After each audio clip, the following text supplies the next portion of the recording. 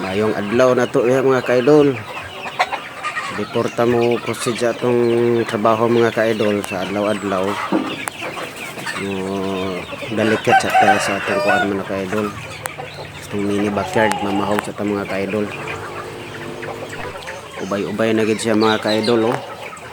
Pero dili pa kay sila dagko mga ka-idol, mga pino pa kayo ang uban.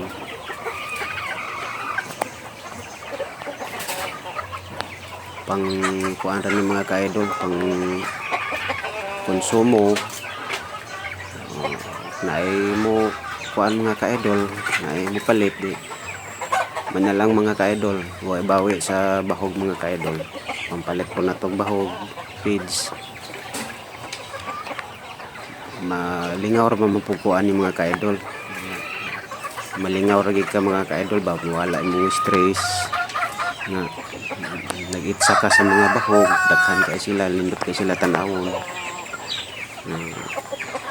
Malingaw ra pud ka mga ka-idol, lindot kay paminawon nimo ka-idol nga sikag pang itsa-itsa sa mga bahog, di manuol sila, mabatog sa imong abaga. Maayo na lang po din mga ka-idol ba kay pang extra income mga ka-idol.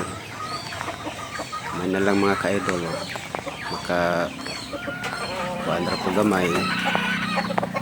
Maayo mo kuning mga native chicken mga ka-idol, buhion na to mga ka-idol kay kaon sa unsa mga ka-idol, kaog dahon sa kapayas, dahon sa kamunggay, then madre di agwa, sa unsa mga bunga sa kapayas mga ka-idol. Itsa lang nimo didto kanang mga punuan sa saging na di na kay ka madak-an mga ka-idol kaysa mga anong mga heritage chicken mga ka-idol.